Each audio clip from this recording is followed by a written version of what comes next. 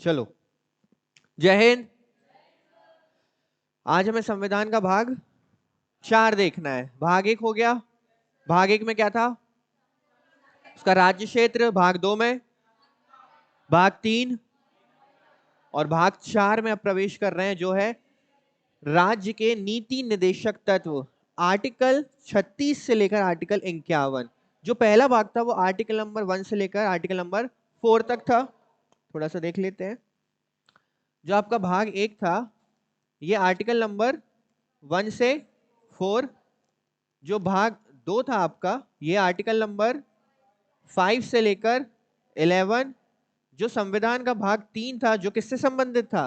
मौलिक अधिकारों से संबंधित था या है। ये क्या? आर्टिकल नंबर 12 से 35। और आज हमें देखना है भाग 4 जो किससे संबंधित है? राज्य के नीति निर्देशक तत्वों से। आर्टिकल नंबर 36 से 51 तक। तो आर्टिकल नंबर 36 टू 51 हम आज देखेंगे नीति निर्देशक तत्व आखिर होते क्या है। उससे पहले नीति निर्देशक तत्व है ना, जैसे नाम से क्लियर है कि ये एक निर्देशक के रूप में कार्य करते हैं। पर ये निर्देशक, ये निर्देश किसको दे रहे हैं या किसके लिए ये निर्देशक के रूप में कार्य कर रहे हैं? किसके लिए? राज्य के लिए। अब देखो, जब भारत आजाद हुआ तो भारत के सामने समस्या तो बनी हुई थी। क्यों? क्योंकि भारत में ऐसी बहुत सी चीजें थी जिससे वो पीछे हो सकता था या पीछे हो रहा था, जिसमें रूढ़िवादिता, गरीबी, गरीबी उन्मूलन, अंत्योदय वर्ग। इसके अलावा समाज को विकसित करने के लिए राज्य में प्रत्येक व्यक्ति को समान अवसर, समान देने जरूरत था क्या? नहीं थी। तो इस चीज को ठीक करने के लिए या इसलिए कि राज्य में कल को कार्य किस प्रकार किया जाना चाहिए, राज्य कल किस प्रकार कार्य करेगा, ये कौन डिसाइड करेगा, या एक अच्छा राज्य क्या कहलाएगा, ये हम किसे कहेंगे। तो इसके लिए उन्होंने क्या किया? हमारी संविधान सभा ने किससे ग्रहित किया है? नीति निर्देशक तत्व आयरलैंड से। आयरलैंड से ग्रहण किए नीति निर्देशक तत्व जो राज्य को यह बताएंगे कि आपको अपने राज्य के क्षेत्र में क्या करना है, और जो राज्य को यह बताएंगे कि आपका राज्य नीति निर्देशक तत्वों के अकॉर्डिंग किस प्रकार से विकसित हो रहा है या नहीं। ठीक है। अब देखो, दो चीजें होती हैं, याद रखना। एक होता है मौलिक अधिकार, एक होते हैं राज्य नीति निर्देशक तत्व। मौलिक अधिकार वो होते हैं जो बाध्यकारी होते हैं राज्य के ऊपर, मतलब कि वो आपको देना ही पड़ेगा। ठीक है। अगर नहीं मिलेंगे तो आप कहां चले जाओगे? सुप्रीम कोर्ट चले जाएंगे। तो ये बाध्यकारी हो गया। परंतु जब बात आती राज्य के नीति निर्देशक तत्वों की तो ये बाध्यकारी नहीं है। आप नीति निर्देशक तत्वों में लिखी चीजों को, जैसे कि नीति निर्देशक तत्वों में लिखा है कि समान संपत्ति का विकेंद्रीकरण सकेंद्रीकरण होगा, या समान कार्य के लिए समान वेतन दिया जाएगा, या राज्य के प्रत्येक जिले में पुस्तकालय खोले जाएंगे और सार्वजनिक कार्य किए जाएंगे, है ना। ये सभी को रोजगार के, अब एक चीज उसमें लिखी है कि हर व्यक्ति को रोजगार का अवसर दिया जाएगा, जो कि पॉसिबल नहीं है, हो नहीं पाता है। पर राज्य कोशिश करता है कि हम इस चीज को फुलफिल कर सकें। अब उसमें लिखा है कि प्रत्येक व्यक्ति को रोजगार के अवसर प्रदान किए जाएंगे। तो राज्य का काम है कि वो एटलीस्ट इस पॉइंट को फॉलो करे, भले कंप्लीटली फॉलो ना कर पाए। ऐसा नहीं कि कंप्लीटली इग्नोर कर दे कि नहीं हमें करना ही नहीं है, आपको करना पड़ेगा, क्योंकि वो आपको प्रतिबिंब दिखाते हैं कि राज्य में काम किस प्रकार से किया जाना है। पर मान के चलते हैं कि सभी को रोजगार राज्य नहीं दे सकता, तो ऐसी स्थिति में आप कोर्ट के पास या न्यायालय के पास नहीं जा सकते कि आपके नीति निर्देशक तत्वों का उल्लंघन हो रहा है। क्यों? क्योंकि ये बाध्यकारी नहीं है। ये राज्य की स्वेच्छा पर निर्भर करता है कि आप इन्हें लागू कब करते हैं, कैसे करते हैं और करते हैं या नहीं। क्योंकि देखो, हर राज्य की स्थिति अलग है। कुछ राज्य में अगर जनसंख्या ज्यादा है तो सभी को रोजगार नहीं दिया जा सकता, पर कुछ राज्यों में जनसंख्या कम है तो वहां रोजगार दिए जा सकते हैं। कुछ राज्यों में संपत्ति का विकेंद्रीकरण किया जा सकता है क्योंकि वहां की जनसंख्या कम है। कुछ राज्यों में नहीं है तो वहां नहीं किया जा सकता। कुछ राज्यों में गरीबी उन्मूलन करना आसान है क्योंकि उनका क्षेत्रफल छोटा है। कुछ राज्यों में गरीबी उन्मूलन करना थोड़ा कठिन है क्योंकि उनका क्षेत्रफल बड़ा है। तो ये राज्य के हिसाब से वेरी होता रहता है, पर ये बाध्यकारी नहीं है। तो थोड़ा सा हम इसका इंट्रोडक्शन देख लेते हैं। भाग 4 में भारतीय संविधान के निर्माता इस तथ्य से अवगत थे कि एक स्वतंत्र भारत को कई चुनौतियों का सामना करना पड़ेगा। लगभग 200 वर्षों के औपनिवेशिक शासन के बाद देश में व्यापक गरीबी, भुखमरी और गहरी सामाजिक आर्थिक असमानता। सामाजिक आर्थिक असमानता मतलब वही कि एक उच्च वर्ग था वो निम्न वर्ग को प्रवेश नहीं करने देता था विभिन्न सार्वजनिक स्थानों पर, और दूसरी आर्थिक असमानता कि कोई बहुत संपन्न है तो कोई अत्यंत गरीब, यह असमानता बनी हुई थी, इससे भरा हुआ था। संविधान के निर्माताओं ने महसूस किया कि इन समस्याओं से निपटने के लिए देश के शासन के लिए विशिष्ट नीति निर्देश, दिशा निर्देश या निर्देश आवश्यक है। मतलब कि संविधान में उन पॉइंट्स को आप ऐड कर दीजिए कि कल को यदि कोई राज्य में शासन चलाता है तो एटलीस्ट वो अगर यदि ये सोचे कि मुझे कार्य क्या करना है या कार्य किस प्रकार से करना है या किस प्रकार से मैं इस राज्य को एक विकसित राज्य बना सकता हूं, तो ये पॉइंट्स अगर वो पढ़ ले तो इन पॉइंट्स को फॉलो करके वो एक अच्छे राज्य को बना सकता है, निर्मित कर सकता है। इसके बाद भारतीय संविधान के भाग 4 के तहत अनुच्छेद 36 से लेकर 51 में राज्य के नीति निदेशक सिद्धांतों या जिसे बोला जाता है डीपीएसपी को संबंधित है। इन्हें कहां से लिया गया है? आयरलैंड से हमने इन्हें ग्रहित किया है। राज्य नीति के निर्देशक सिद्धांत, directive principles of state policy, short form DPSP, का उद्देश्य जनता के लिए सामाजिक आर्थिक न्याय सुनिश्चित करना और भारत को एक कल्याणकारी राज्य के रूप में है ना आपसे।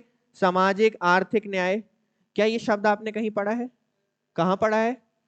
प्रस्तावना में पढ़ा है। तो इसीलिए बोला जाता है कि राज्य की जो नीति निर्देशक तत्व हैं वो कहीं ना कहीं प्रस्तावना का प्रतिबिंब के रूप में भी क्या करते हैं, क्योंकि प्रस्तावना क्या बोलता है कि सभी को आर्थिक और सामाजिक क्या मिलना चाहिए? न्याय मिलना चाहिए, एक गरिमामय जीवन मिलना चाहिए। वो काम कौन करता है? राज्य में राज्य के नीति निर्देशक तत्व करते हैं। इसके बाद देखो थोड़ा सा क्या हुआ 1945 में, अब इस नाम को आप याद रखेंगे, सप्रू समिति। क्या नाम है? सप्रू कमीशन। इसने क्या किया, जो व्यक्तिगत अधिकार थे ना, देखो हमारे पास राज्य की नीति निर्देशक तत्व किसके लिए है? हमारे लिए ही तो है। सभी को समान रोजगार, समान कार्य के लिए समान वेतन, यदि महिलाओं के लिए कुछ अधिकार, महिलाओं के क्षेत्र में कुछ कार्य, सहकारी समितियों का गठन, स्मारकों की सुरक्षा, ये सब चीज किसके लिए है? हमारे लिए है, नागरिकों के लिए है। अब क्या होता है, मौलिक अधिकार भी किसके लिए है? वो भी हमारे लिए है। पर क्या होता है, जब भी हमारे मौलिक अधिकारों का हनन होता है तो हम कहां पहुंच जाते हैं? सुप्रीम कोर्ट की, मेरे मौलिक अधिकारों का हनन हुआ, आप प्लीज इस पर क्या कीजिए, जांच कीजिए। परंतु जब आपके राष्ट्र के नीति निर्देशक तत्वों की बात आती है तो वो भी आप ही के लिए बनाए गए हैं, परंतु आप उनको लेकर कहां नहीं जा सकते। इसीलिए सप्रू समिति ने क्या किया कि जो व्यक्तिगत अधिकार थे आपके, मूल अधिकार और नीति निर्देशक तत्व, इनको दो श्रेणियों में डिवाइड कर दिया। एक श्रेणी थी न्यायोचित और दूसरी गैर न्यायोचित। न्यायोचित का मतलब था आपके कौन से अधिकार? मूल अधिकार जो न्याय के लिए हैं, जिन पर आप सुनवाई करवा सकते हैं, जिनका उल्लंघन होने पर आप कोर्ट जा सकते हैं। और गैर न्यायोचित थे आपके कौन? डीपी एसपी, ये गैर न्यायोचित है ना। सुप्रीम कोर्ट राज पर दबाव नहीं बना सकता कि प्रत्येक नागरिक को क्या दो?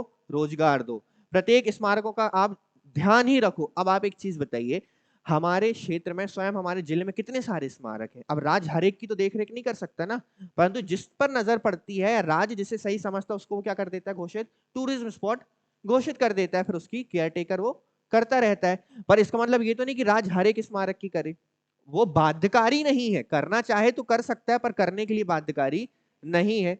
अब जो अधिकार न्यायोचित है उन्हें मौलिक अधिकार कहा जाता है, जबकि दूसरी ओर गैर न्याय संगत राज्य के नीति निर्देशक सिद्धांत है। डीपीएसपी वे आदर्श हैं जिन्हें विशेष रूप से राज्य द्वारा ध्यान में रखा जाना चाहिए जब वह इसे तैयार करते हैं, और कानून और नीतियां। देखो यदि मैं आपसे कहूंगा कि इस क्लास को लेकर कुछ नियम कानून बनाइए, ठीक है, मैंने किसी को मॉनिटर बना दिया, हम यहाँ पे मॉनिटर को लेकर चलते हैं राज्य सरकार, ठीक है, एक मॉनिटर बना दिया और मैंने बोला आपको इस क्लास को लेकर कुछ रूल्स रेगुलेशंस बनाने। अब आप पहली बार मॉनिटर बने या आपने पहली बार सरकार बनाई, तब आपको सोचने में ये प्रॉब्लम होगी कि हम किस प्रकार के नियम बनाए कि ये अच्छे से संचालित हो सके। तो उसके लिए मैं कुछ बाध्यकारी नियम बना दूंगा कि समय का विशेष ध्यान रखा जाए, ठीक है, उसके बाद यहाँ पर अटेंडेंस का विशेष ध्यान रखा जाए। तो ये जो आपको की पॉइंट्स मिल जाएंगे, आप इनको लेकर क्या बना सकते हो? नियम फिर बना सकते हो, ठीक है। इसी के लिए बनाया गया था नीति निर्देशक तत्वों को, कि कल को ऐसा ना हो कि राज्य सरकारें आए और वो यही ना समझ पाए कि कार्य किस क्षेत्र में किया जाना और किस क्षेत्र में नहीं किया जाना है। पहले जो पंचायती राज व्यवस्था थी ना आपकी, वो नीति निर्देशक तत्वों के भीतर ही थी, है ना।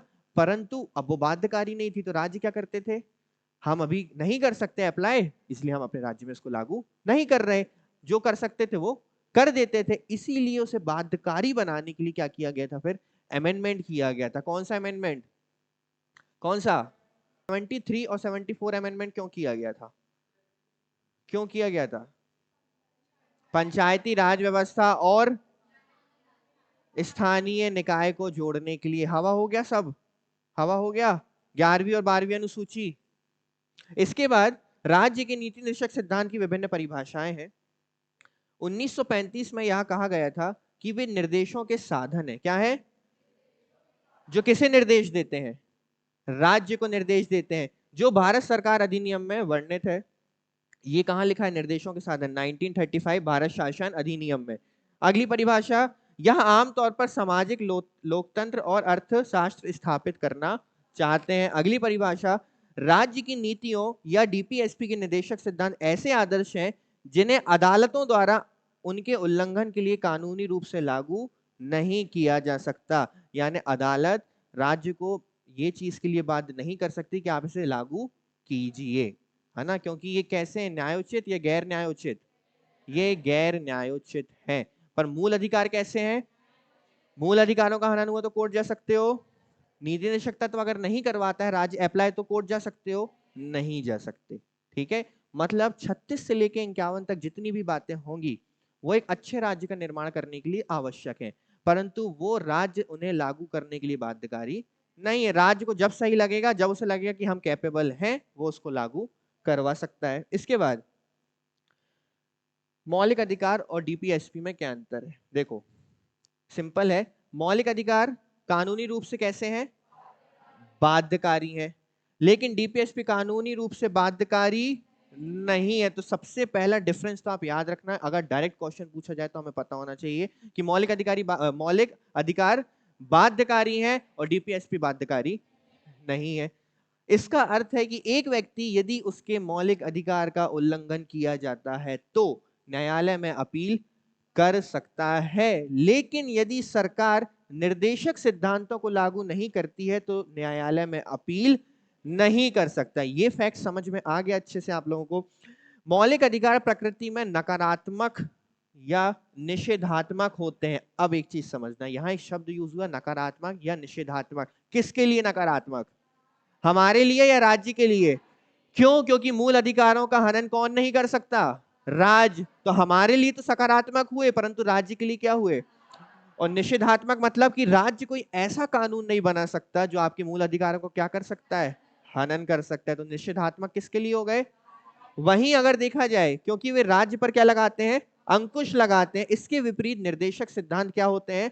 सकारात्मक होते हैं, क्योंकि राज्य का मन है तो लागू कर दिया, राज्य का मन नहीं है तो लागू नहीं करेंगे, क्योंकि वे कुछ सामाजिक और आर्थिक उद्देश्यों को प्राप्त करने के लिए राज्य के कर्तव्य की घोषणा करते हैं। मौलिक अधिकार व्यक्ति के हितों की रक्षा करते हैं, जबकि डीपीएसपी सामाजिक आर्थिक समानता को बढ़ावा देता है। हमने मौलिक अधिकार सारे के सारे पढ़ लिए हैं। मौलिक अधिकारों में कहीं राज्य का निर्माण करने की बात की गई थी?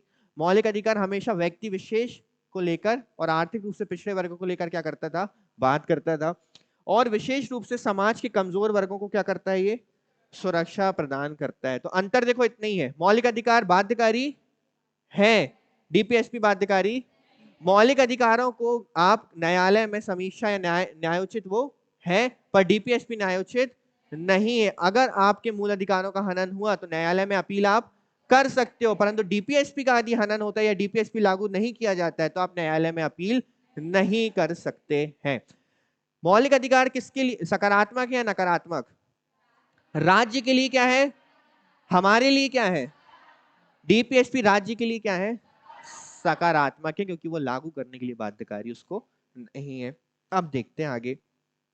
जब राज्य की नीति निर्देशक सिद्धांत रखे जा रहे थे तो नीति निर्देशक सिद्धांत मतलब कि राज्य किस प्रकार से विकसित होगा या किस प्रकार से विकासशील होगा, तो सिद्धांत कैसे होने चाहिए? क्या गांधीवादी रखना चाहिए? क्या उदारवादी रखने चाहिए? क्या साम्यवादी सिद्धांत रखने चाहिए? है ना? तो इसमें हमने क्या किया? मिश्रित चीजों को क्या किया? अपनाया। हमने किसी एक विचारधारा को एक्सेप्ट नहीं किया, अपितु हमने एक से अधिक विचारधारा, जो पहली विचारधारा थी वो थी समाजवादी सोशलिस्ट, मतलब जो समाज को एक समान दृष्टि से देखे। दूसरी थी कि इसमें गांधीवादी सिद्धांत होने चाहिए, मतलब गांधी जी के कुछ विचार होने चाहिए। और तीसरी थी उदारवादी या बौद्धिक सिद्धांत। और जब आप आर्टिकल्स अभी पढ़ेंगे 36 से 51, तो उसमें आर्टिकल्स आपको समझ में आएंगे कि अच्छा हाँ, ये वाला आर्टिकल तो उदारवादी सिद्धांत से संबंधित है, ये वाला आर्टिकल तो गांधीवादी विचारधारा से संबंधित है। ठीक है, तो जब भी तीन ही मिलेंगे आपको 36 से 51, एक समाजवादी, एक गांधीवादी और एक उदारवादी बौद्धिक। अब आगे चलते हैं सीधे हम। समाजवादी सिद्धांत क्या होते हैं? राज्य के नीति निर्देशक तत्व समाजवाद की विचारधारा पर विचार करते हैं और फिर एक ऐसे राज्य की रूपरेखा तैयार करते हैं जो लोकतांत्रिक समाजवादी है। परिकल्पित अवधारणा लोगों को सामाजिक आर्थिक न्याय प्रदान करती है। समाजवादी मतलब कि आपके समाज में व्यक्ति विशेष को क्या हो, आर्थिक भी न्याय मिले और सामाजिक भी न्याय मिले, ताकि राज्य को कल्याणकारी राज्य में इष्टतम मानदंडों को प्राप्त करना चाहिए। अब ये जो आर्टिकल्स है ना आपके 38, 39, 39A, 41, 42, 43, 43 और 47, इन आर्टिकल्स को जब आप पढ़ोगे तो ये किससे संबंधित होंगे? ये होंगे समाजवादी विचारधारा से। आर्टिकल पढ़ के आप एकदम समझ जाएंगे कि अच्छा हाँ, ये समाजवादी विचारधारा को फॉलो करते हैं। वहीं दूसरी ओर गांधीवादी सिद्धांत अर्थात जो किससे प्रेरित है? गांधी जी की विचारधारा से प्रेरित है। गांधी जी के सपनों को पूरा करने के लिए उनके कुछ विचार डीपीएसपी में शामिल किए गए हैं, जो कि आर्टिकल 40, 43, 43B, 46, 47 और 48 में आपको देखने मिलेंगे। अब जैसे गौ सेवा हो गई, है ना, या गौ या फिर वन्य जो जीव हो गए, आपके पशु हो गए, वो आपको देखने मिल जाएंगे किसमें? 48 में, जो किससे संबंधित है? गांधी विचारधारा से संबंधित है। उदार बौद्धिक सिद्धांत राज्य के नीति निर्देशक सिद्धांत उदारवाद की विचारधारा के उद्देश्य से बनाए गए हैं, जो आपके ये आर्टिकल होंगे। मैं आपको सजेशन दूंगा कि इनको आप कैसे याद करें। जब आर्टिकल पढ़ लेंगे तो उसके बाद आप इस लिस्ट को क्या करना, याद रखना।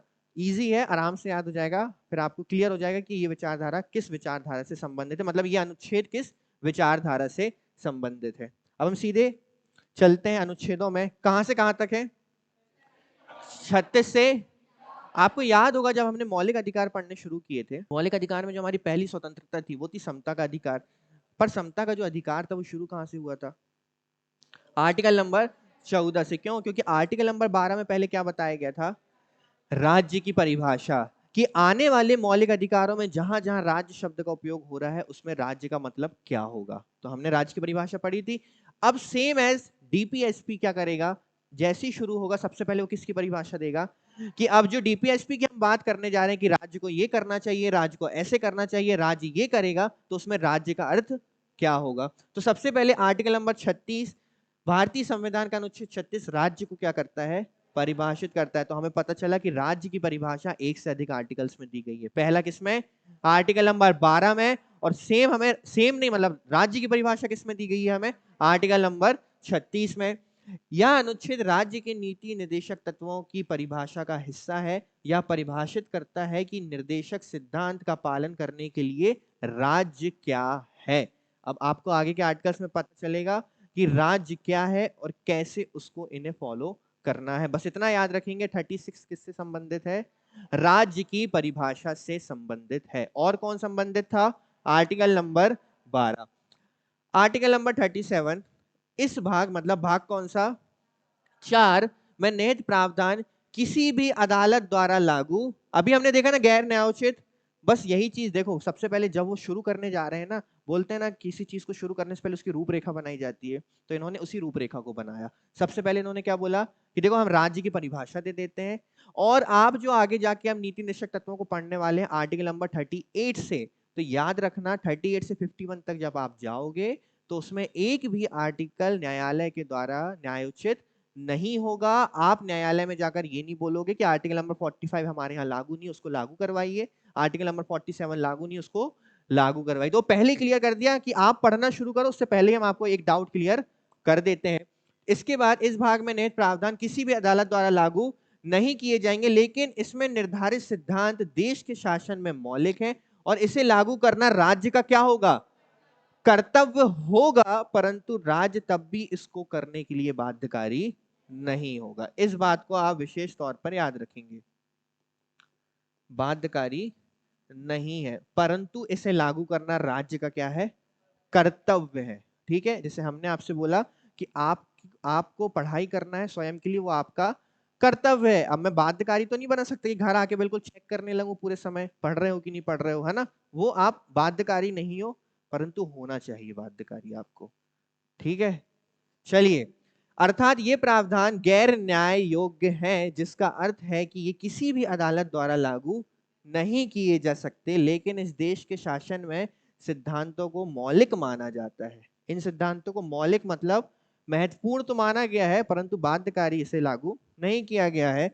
देश में न्यायपूर्ण समाज की स्थापना के लिए कानून बनाने में इस सिद्धांत को लागू करना केंद्र और राज्य सरकारों का क्या है? सिंपली अगर समझना है तो एक अच्छे राज्य का निर्माण करने के लिए नीति निर्देशक तत्वों को लागू करना केंद्र का भी और राज्य का भी क्या है? कर्तव्य है, पर बिल्कुल बाध्यकारी नहीं है, बिल्कुल गैर न्यायोचित नहीं है, जबरदस्ती लागू नहीं करवाया जाएगा कि आप गर्दन पकड़ लो केंद्र सरकार की, राज्य सरकार की, लागू करवाओ, या सुप्रीम कोर्ट बोले लागू करवाओ, 45 लागू करो, 48 लागू करो, ये ऐसा नहीं हो सकता। ठीक है, ये था आपका आर्टिकल नंबर कौन सा? 37। अब हम जब आर्टिकल्स पढ़ेंगे ना, तो हम एक एक आर्टिकल को समझेंगे भी और अच्छे से याद भी करेंगे। ऐसा नहीं कि भाग खत्म और आर्टिकल भी खत्म, दिमाग से पूरे फायर। ठीक है, सबसे पहले आर्टिकल नंबर 36 क्या बोलता है? राज्य की परिभाषा। सिंपल, बस राज्य की परिभाषा। ठीक है, आर्टिकल नंबर 37 क्या बोलता है?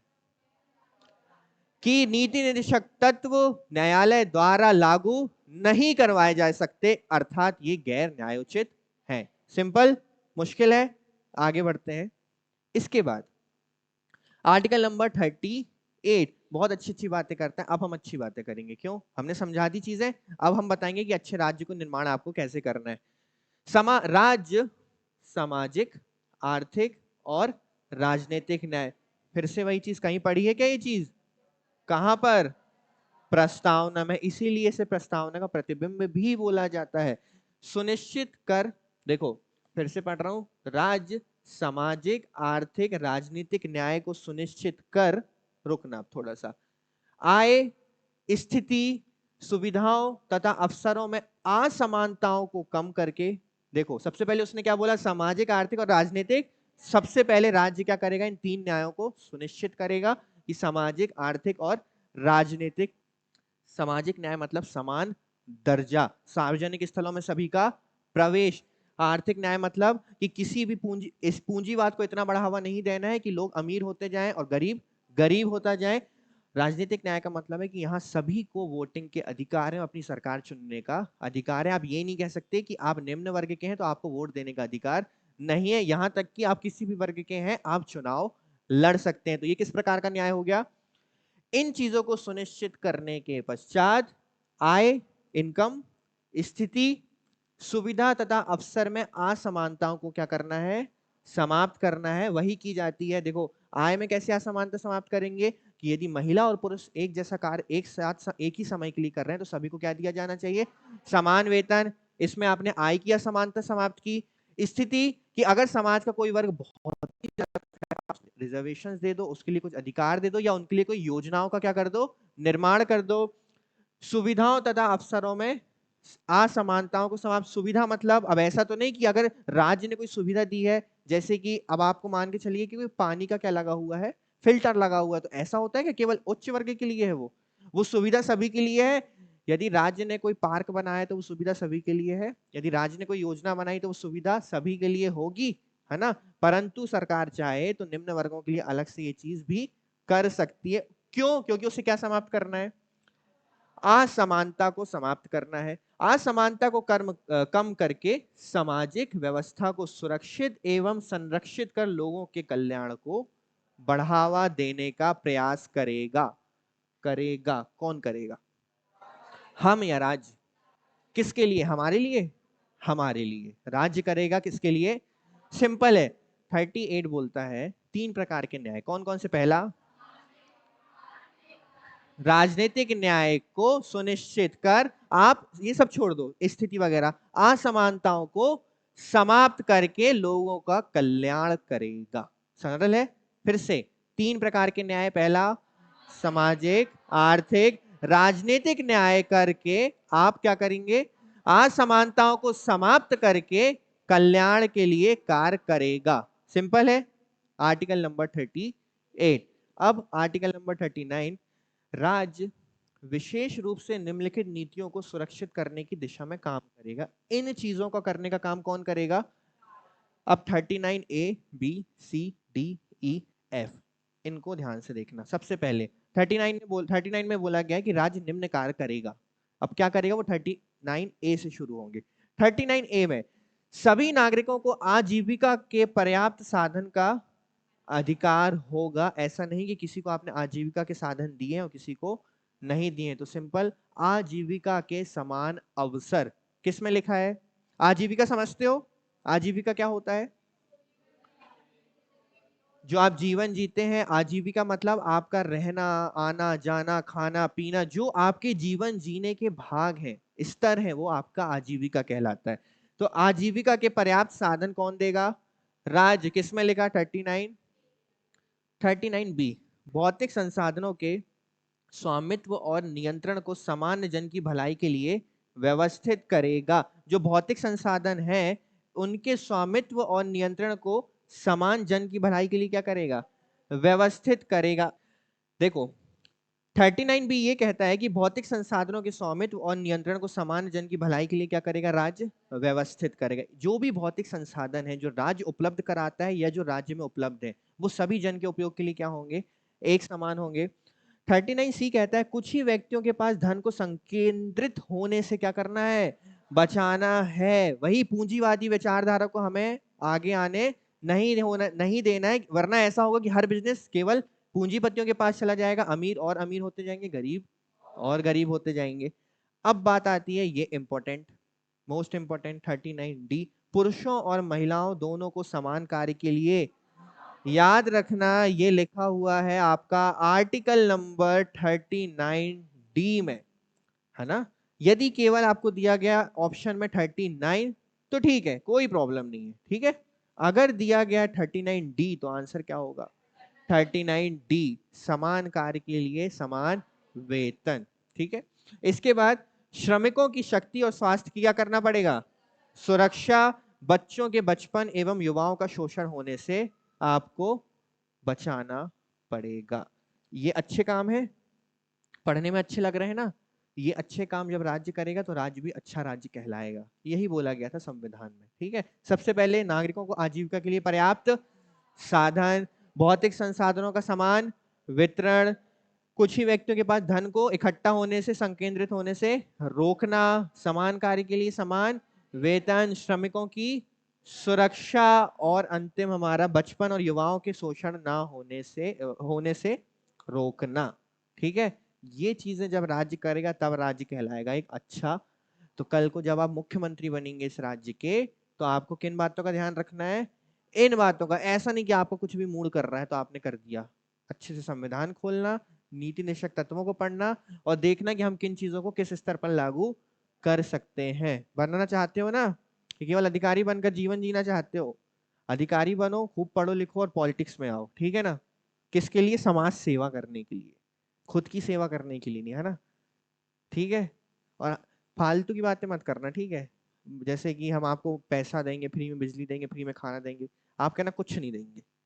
कुछ नहीं देंगे, आपको उस काबिल बनाएंगे कि आप खुद उस चीज के लिए अर्न कर सको। ऐसा बोले और वोट गए बेटा पूरे के पूरे, हमारी जनता क्योंकि फ्री का आइटम ज्यादा चाहती है ना। इसके बाद एक आर्टिकल है जो अमेंडमेंट के द्वारा जोड़ा गया है, 39 कैपिटल ए। ये छोटे ABCDEFG संविधान के भाग हैं, पर ये जो 39A है कैपिटल, ये क्या है? ये अमेंडमेंट के द्वारा जोड़ा गया था और इसमें बोला गया था कि गरीबों को निशुल्क कानूनी सहायता प्रदान करना। क्यों? क्योंकि गरीब एक वकील की फीस नहीं दे सकता। जो फीस नहीं दे सकता तो ये तो गलत है। अगर वो गरीब है, वकील की फीस नहीं दे पाएगा तो वो तो अपने आप को निर्दोष नहीं दिखा पाएगा। अगर वो निर्दोष हुआ तो ऐसी स्थिति में ये सरकार का कर्तव्य, ये राज्य का कर्तव्य होगा कि वो उसे क्या दे? निशुल्क विधिक सहायता दे। क्या दे? निशुल्क विधिक सहायता। इसीलिए नालसा का गठन किया गया है, नेशनल लॉ सर्विस अथॉरिटी का गठन किया गया है, जो आपको क्या देती है? विधिक सहायता देती है। तो नालसा का संबंध किससे है? याद रखना, निशुल्क विधिक सहायता। अगर एग्जाम में पूछ ले तो नालसा क्या है, ये मत सोचना कि क्या है। निशुल्क विधिक सहायता, नालसा, ठीक है। आर्टिकल नंबर 36, आर्टिकल नंबर 37 गए क्या? गैर न्यायोचित है, अर्थात ये कोर्ट के द्वारा या न्यायालय के द्वारा जबरन ही लागू नहीं करवाए जा सकते। आर्टिकल नंबर 38 आर्थिक असमानताओं को समाप्त करके कल्याण के लिए कार्य करेगा। और आर्टिकल नंबर 39 निम्न कार्य करेगा। 39A, 39B, 39C संकेंद्रित होने से रोकेगा। 39D समान कार्य के लिए समान वेतन महिलाओं पुरुष को। 39E संरक्षण। और F बचपन और युवाओं के शोषण को। और अनुच्छेद 39A जो अमेंडमेंट। तो आज मैं आपको केवल इतने ही आर्टिकल्स बता रहा हूँ, ठीक है। केवल हम कहां तक चलेंगे? 39 तक। और अगला जो हमारा भाग होगा उसमें हम सारे आर्टिकल्स को क्या कर लेंगे? कवर एकदम अच्छे से कर लेंगे। अभी राज्य के नीति निरीक्षक तत्व क्या थे ये समझना जरूरी था, तो वो समझ में आ गया।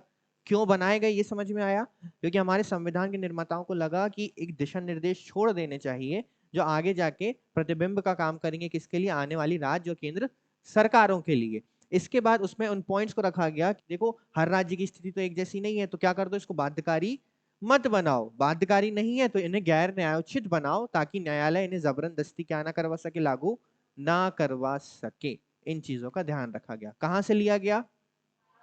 आयरलैंड से इनको लिया गया है, ठीक है। तो जो अगला भाग है, जो बचे हुए आर्टिकल्स हम नेक्स्ट पार्ट में कवर कर लेंगे। आज के लिए इतना रहने देते हैं, ठीक है। चलिए, जय हिंद।